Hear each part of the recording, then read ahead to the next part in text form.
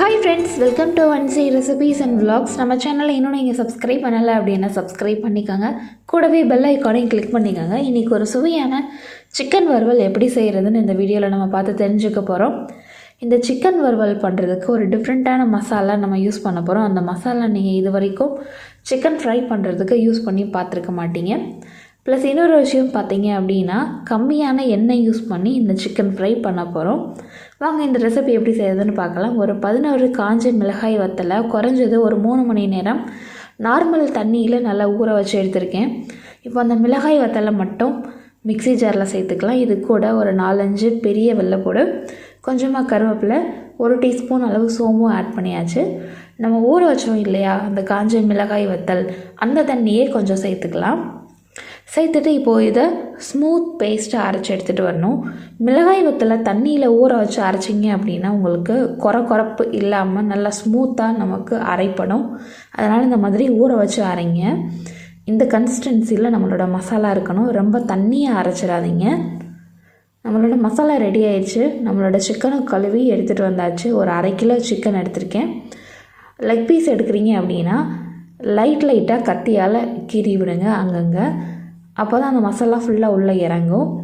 இப்போ அந்த சிக்கன் கூட நம்ம அரைச்ச மசாலாவும் சேர்த்துக்கலாம். லெக் பீஸ் வச்சு தான் இந்த ஃப்ரை பண்ணணும்னு இல்லை. சிக்கனில் நீங்கள் எந்த பார்ட் எடுத்தாலும் இதே மாதிரி மசாலா யூஸ் பண்ணி இந்த வறுவல் பண்ணலாம். இப்போ இந்த சிக்கன் வறுவலுக்கு தேவையான அளவு உப்பும் சேர்த்தாச்சு. அது கூடவே கொஞ்சம் கலருக்காக காஷ்மீரி மிளகாய் வத்தல் ஒரு டேபிள் ஸ்பூன் அளவு ஆட் பண்ணி இப்போ அந்த சிக்கன் பீசஸ் எல்லாம் அந்த மசாலாவில் நல்லா கோட் ஆகிற மாதிரி மிக்ஸ் பண்ணியாச்சு. இப்போ இதை ஒரு 1/2 மணி நேரம் க்ளோஸ் பண்ணி வச்சுருங்க.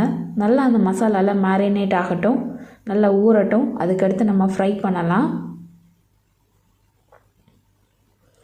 இப்போது அடுப்பில் ஒரு பேன் வச்சுருக்கேன். அது நல்லா ஹீட் ஆன பின்னாடி அதில் ஒரு 4 டேபிள் ஸ்பூன் அளவு தேங்காய் எண்ணெய் சேர்த்துக்கலாம். இந்த சிக்கன் வறுவல் தேங்காய் எண்ணெயில் ட்ரை பண்ணி பாருங்கள். டேஸ்ட் இன்னுமே சூப்பராக இருக்கும். நம்ம மசாலாவில் ஊற வச்சுருந்தா அந்த சிக்கன் பீசஸை அந்த எண்ணெயில் சேர்த்துக்கலாம்.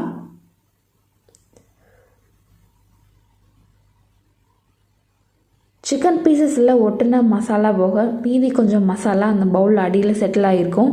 அதை அந்த சிக்கன் பீசஸில் எடுத்து ஸ்ப்ரெட் பண்ணி விடுங்க. அந்த மசாலாவை நம்ம வேஸ்ட் பண்ண தேவையில்லை.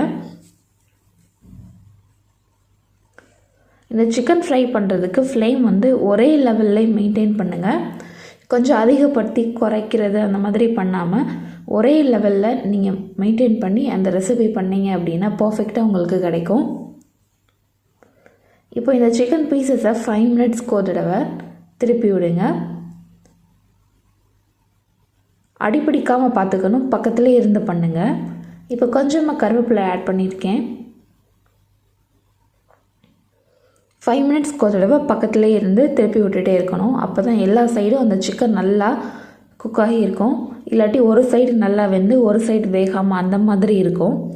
நம்ம இதை டீப் ஃப்ரை பண்ணலை, ஷாலோ ஃப்ரை தான் பண்ணுறோம். அதனால் கொஞ்சம் பக்கத்தில் இருந்து இந்த ரெசிபி பண்ணுறது ரொம்பவே நல்லது.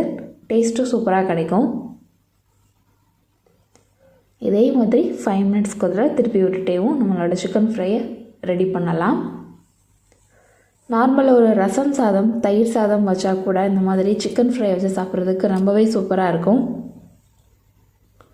இதோட டேஸ்ட் ரொம்பவே டிஃப்ரெண்ட்டாக இருந்தது. கண்டிப்பாக ட்ரை பண்ணி பாருங்கள்.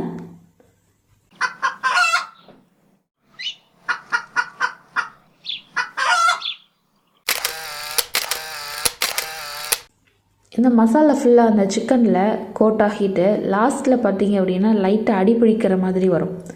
அந்த ஸ்டேஜ் வரும்போது லைட்டாக தண்ணி தெளிச்சுக்கணும்.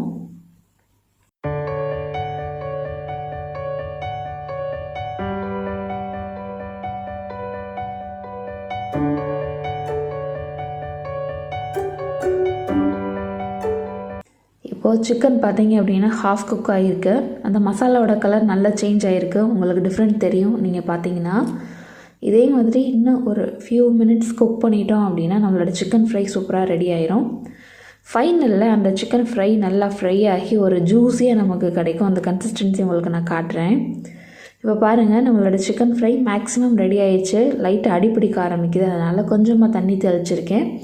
தண்ணி தெளிச்சு இன்னும் ஒரு ஃபியூ மினிட்ஸில் நம்மளோட சிக்கன் சூப்பராக ரெடி ஆயிரும். நம்மளோட சிக்கன் ஃப்ரை சூப்பராக ரெடி ஆயிடுச்சுங்க. இதே மாதிரி முருகலாக அந்த மசாலா மாறுற கன்சிஸ்டன்சி வரவும் நீங்கள் ஃப்ளேம் ஆஃப் பண்ணி எடுத்துருங்க. நல்லா ஜூஸியாக இருக்குது பாருங்கள். இந்த ரெசிபி கண்டிப்பாக நீங்கள் ட்ரை பண்ணி பாருங்கள். டேஸ்ட்டு சூப்பராக இருந்தது. இந்த வீடியோ பிடிச்சிருந்துச்சுன்னா அந்த வீடியோக்கு ஒரு லைக் கொடுங்க, எல்லாத்துக்கும் ஷேர் பண்ணுங்கள்.